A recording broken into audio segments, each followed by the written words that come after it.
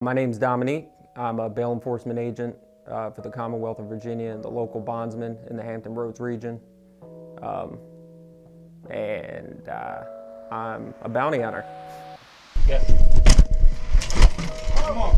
Hey, hands up. Face down on the ground. Come on, hands. Face down. I was active duty Navy for eight years and some change. I had a medical incident, so I ended up getting medically discharged for that, which gave me the ability to dive into the working area of bounty hunting. I've been doing this since 2017. Nope, 2018, February. There we go. So bounty hunting, I like being able to help people. A lot of people may not see it that way. It does have a bit of a conflict of interest when I have to go after somebody who's not paying their child support and they can't get a job. However, it comes back tenfold when I have to get somebody who's been slinging meth, slinging heroin, accused of touching little kids. So that's what I get out of it. Plus, I might have a little bit of an adrenaline addiction, so that might have something to do with it.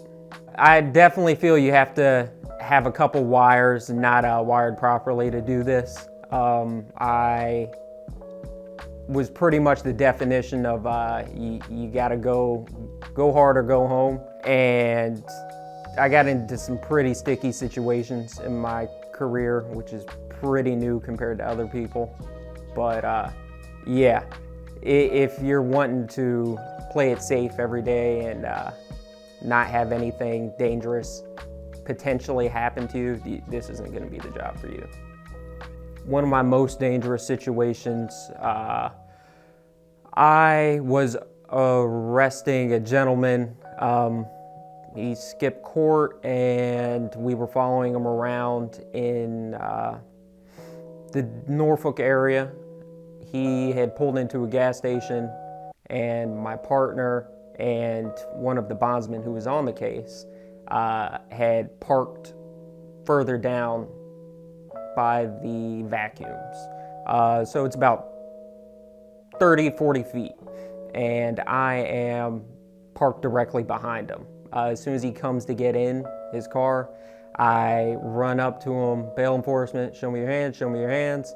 He starts reaching for something and then he pulls off in the car.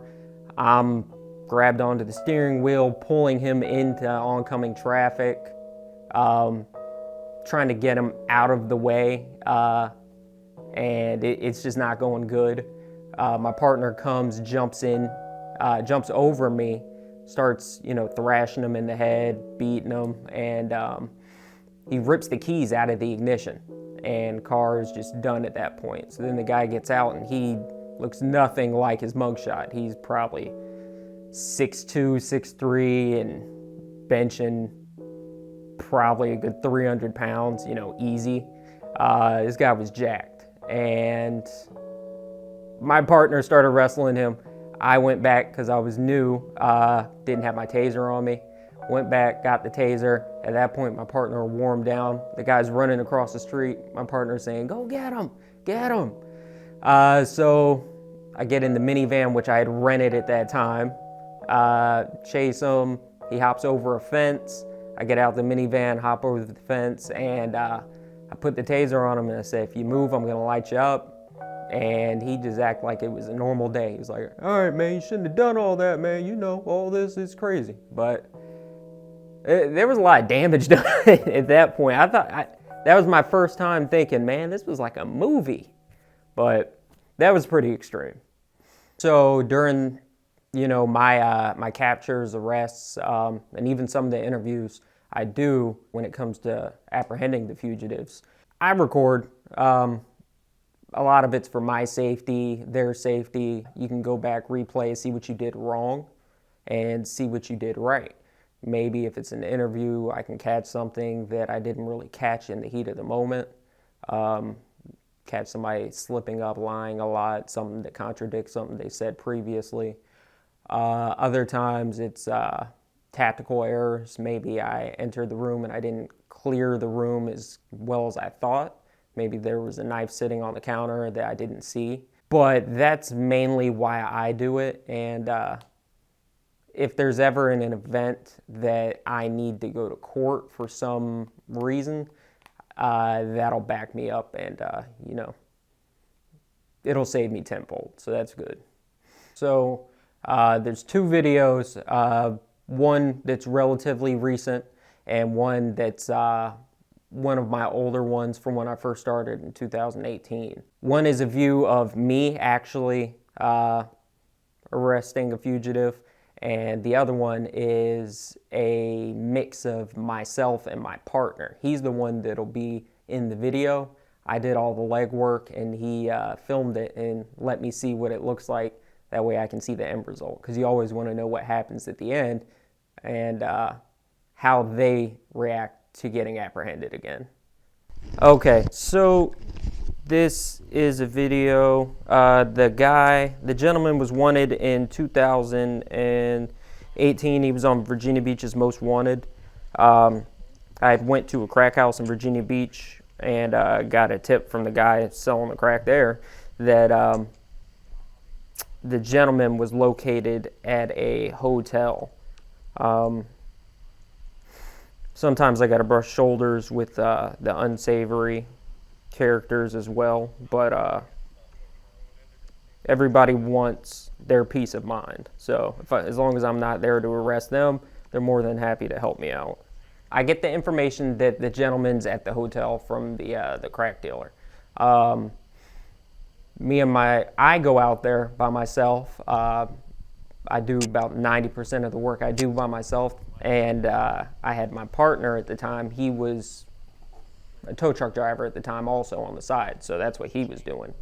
So I go to the hotel, I check in with the hotel receptionist, and the hotel receptionist says, yeah, he's here. He's in that room over there. Like, okay, perfect. When they're at hotels, typically they don't want any issues, so it was pretty easy to get that information once we showed a mugshot. So then at that point, our procedure is to call the local authorities, let them know we plan on making an arrest. Did that. We were in Virginia Beach, and I'm not sure I know it was the weekend, but I'm not sure if it was a Saturday or Sunday. I'm willing to bet it was a Sunday because so many officers showed up.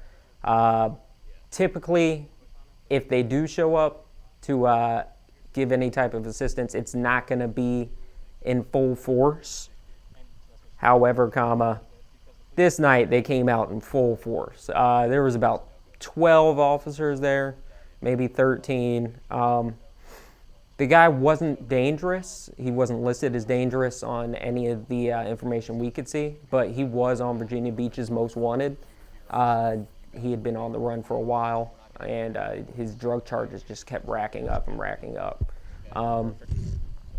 So I had called my partner by that time. He had came out. We're watching. Virginia Beach PD shows up. They come out. They say, hey, we don't have reason to enter the room because we haven't seen them. There's no complaint saying that any disorderly conduct is happening in response to this room. So we can't do anything, but we can back you up. I said, okay. So then me and my partner decide, all right, we're going to go ahead and do this, and they're going to be here to back us up. It's the safest scenario that we can wish for because it can get pretty dangerous if it's just me and one other guy or just me by myself. But with PD backing us up, it amped us up a little bit more. And that was the first time I had ever seen that many officers come out to actually help us. We're walking up to the door.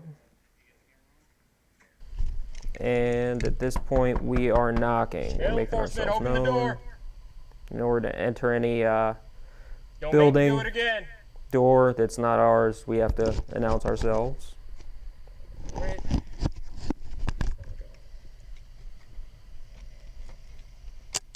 At this point, I try using the key the hotel receptionist gave me. It doesn't work. Hold up. Danielle? Well, it works, but he's got the top bolt. And I kick the door in. Face down on the ground. Come on, hands. Face down. And you can see we had already been calling out. He knew we were there. He didn't do anything. As soon as we opened the door, his hands were up. And the race was over. Put your hands behind your back. Now. He was very compliant. He was nude. So that, you run across that. If you want to do this, don't be, you can't be shy and bashful. Everybody, you're going into other people's living situations. So kind of forced to deal with whatever is brought upon you. Sit up. Yes, sir. All right. Sit in that chair. At this point, I could tell he's just high out of his mind.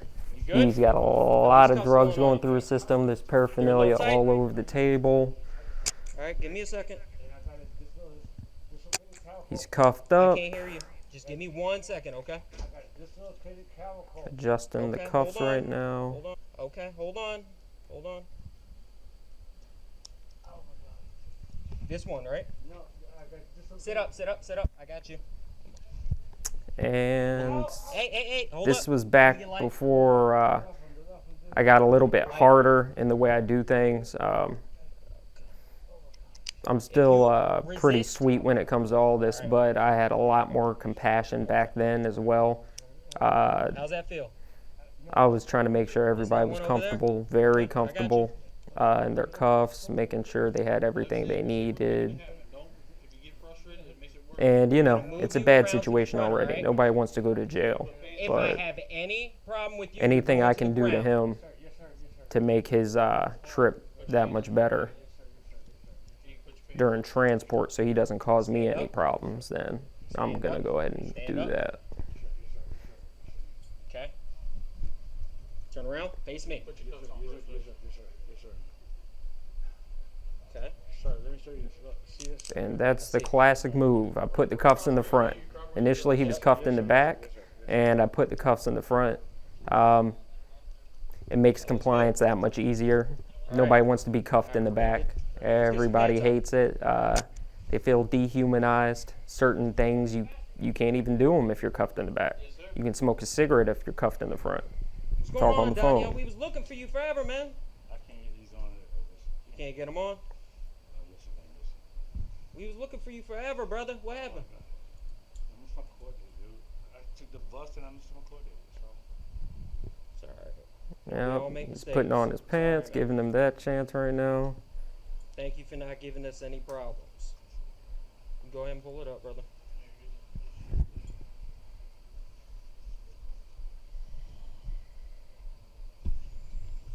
See, you cool with us, we're cool with you. Make sure you got some dignity. Ain't walking out there looking all crazy, you know what I'm saying? Yep. Yep. Make sure he has his dignity. Everybody's still a human, Man, this is crazy. You want to spit that cigarette out on the ground, man? Just go ahead and spit it out. I got you.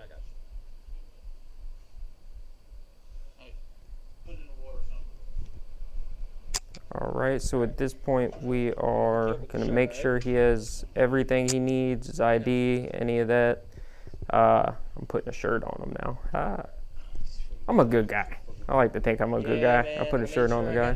The super ones, because you Superman, from what I heard, you Superman, so I had to make sure we was good. Man. I'm not Superman. I got dislocated clavicle, I got back problems, everything, man.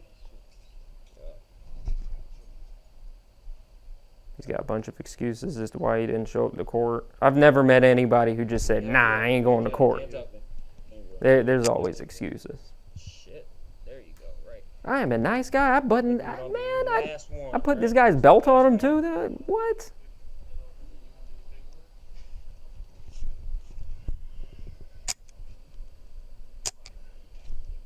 All right, cool. Yep. Right, so your shirt's gonna at stay that like point, that for now, right? All right, we're gonna get you some shoes. If you want to go ahead and have a seat right here. he's getting some shoes, and then we are exiting All right. the Like I said, you be cool with us. hotel room. Go ahead and throw your foot. And after that is pretty much a wrap. That was our first real big dynamic entry, breach into a room we didn't own. It was fun. It was fun. We felt safe about it. We took all the proper precautions. I mean, Virginia Beach PD was there in case we didn't. But we looked pretty solid. And that's what I liked most about that one. It felt really good knowing everything went the way it was supposed to.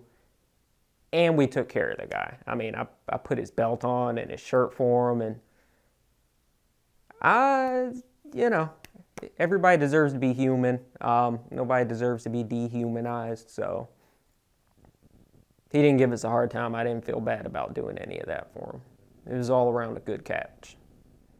All right, so this next one, it was a female who had been bonded out of Virginia Beach.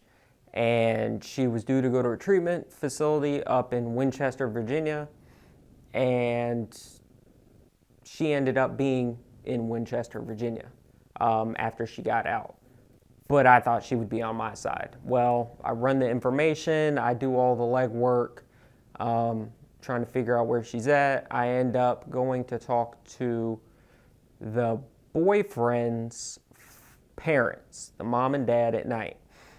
And as soon as I knock on the door, I sit down with them, we have a conversation. They end up telling me, oh yeah, they're in Winchester.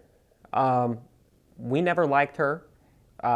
She's bringing our boy down a bad path. And I wasn't going to drive 4 hours at that night to Winchester. So I have a guy, part of my team. He is up in Northern Virginia. He was about 30 minutes away from Winchester. I told him, hey, it's a confirmed address.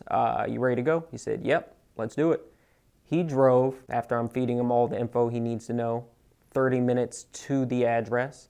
And he was kind enough to send me a video of part of the arrest. All right, so part of the intel was this young female. She was, I'll say this, during my investigation, the young female was found to have several online businesses showing off herself, venues to gain capital, similar to, what is it, My Fans, Fans Only, something like that. She was doing that kind of stuff, OnlyFans, there we go. She was doing that kind of stuff, and her boyfriend was brought into the mix. He was also, we'll call him a model. He was participating as the male model in her videos that she was selling. So, mom and dad weren't too happy to see that kind of stuff. Not my little boy. Yeah, your little boy. And once that image was kind of broken, it opened up a huge pathway of just the intelligence that the parents gave us, everything we needed to know. Where they're living, how he's making his money, do they drive, is there a vehicle there, animals, anything we needed to worry about. When parents think something is for the best interest of their child, they're going to do whatever they can in order to help out. All right, so I was given all the information to my guy in Winchester, and this guy is huge. He's 6'5". He's nothing like me. I trained him up a little bit. I was there for his first arrest, but I trust him with my life. Taco, shout out to Taco. So he's 6'5", Mexican dude, just hoss. You wouldn't want to mess with him. But he knows his intel. He can do everything himself. I just happened to have all the intel fed it to him, and then he ran into it. And he ended up kicking 2 doors, bringing her out. There was a dog there, made sure the dog was put away, and he dealt with the boyfriend accordingly as well. And he also has that softness to him where once the situation's under control, he gives them, whatever they need to do, he'll let them do it in a timely manner. I told him to give me a call. I said, hey, call me right before you make entry. He calls me up. He says, hey, I'm about to hit it. I said, good luck. Hang up the phone. And then 10 minutes later, as the anticipation's killing me of figuring out what happens, he sends me a video. As soon as my phone says video message received, boom, I know we got her, because he's not sending me a video if nothing's happening. And this is the video of halfway through the entry that we're about to watch. All right. Is she here? I need to know what's going on, so I know what the hell's going on, man. Is she here? I need to know what's going on. The boyfriend's giving Taco a problem.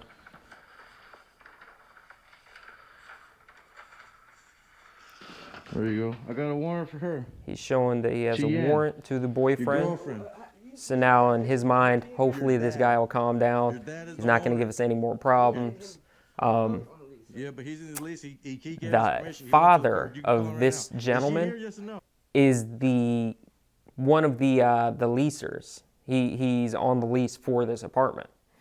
So we didn't need his opinion or approval or anything. As long as we had Dad's go ahead, we were good to go into this house, which Dad already gave us. And you're gonna hear this. Did you have permission from who to be in here? Your dad. Your dad is the owner. Me and him are both on the lease. So. Yeah, but he's in his lease. He gave us permission. He went to the court. You can call him right now. Is she here? Yes or no? I need to call him. Is she here? I need to call my dad before you Yep. a bunch of Is she here? sir.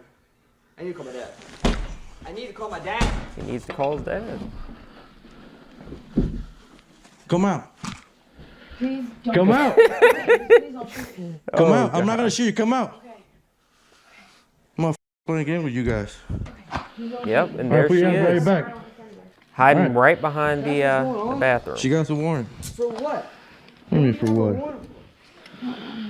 She's got a warrant. What do you Sure, can I mean, take for a seat what? when we get outside? Yeah, sure. I appreciate it. I'll hook you up. I just was scared. I didn't want to get tased. I didn't want to cause y'all any. I'm not violent. I'm not. May I have some shoes?